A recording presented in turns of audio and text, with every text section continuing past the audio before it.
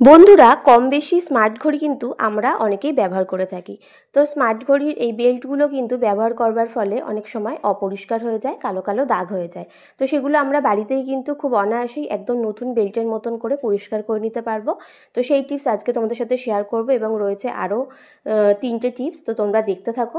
আমাদের ঘরে যে ওয়াইপস থাকে সেই ওয়াইপসের এক টুকরো আমরা কিন্তু এরকম কেটে নিয়ে ভালো মতন এইভাবে ঘষে ঘষে পরিষ্কার করে নিলে বেল্টের ওপরে যে কালো কালো দাগ হয়ে যায়, অপরিষ্কার হয়ে যায়, সেগুলো কিন্তু খুব অনায়াসেই উঠে যাবে। আর আমরা যেই মুহূর্তে ঘড়িটা কেনার পরে বেল্টটার পরিস্থিতি ঠিক যেরকম থাকে একদম নতুনের মতন সেরকম কিন্তু বেল্টটা হয়ে যাবে। তো দ্বিতীয় নম্বর টিপসটা দেখো, আমাদের ঘরে ছোট বাচ্চারা থাকলে নেল পলিশ অনেক সময় মেঝেতে বা আলমারিতে বা যে কোনো ড্রেসিং টেবিল ফার্নিচারে কিন্তু এরকমভাবে লাগিয়ে দেয় বাচ্চারা দুষ্টুমি করে। তো এরপর থেকে আর কোনো চিন্তা নেই, তোমাদের ঘরে যদি স্পিরিট না থাকে সেই ক্ষেত্রে তোমরা ঘরে থাকা কিছু সামান্য জিনিস দিয়ে, যেমন টুথপেস্ট, যে কোনো কালারের টুথপেস্ট নিলেই হবে, আর নেবে বেকিং সোডা। এই দুটো জিনিস একসাথে তোমরা মিশিয়ে নেবে, কোনো রকম চিন্তা করার দরকার নেই, নিমেষের মধ্যে নেল পলিশের দাগ কিন্তু উধাও হয়ে যাবে।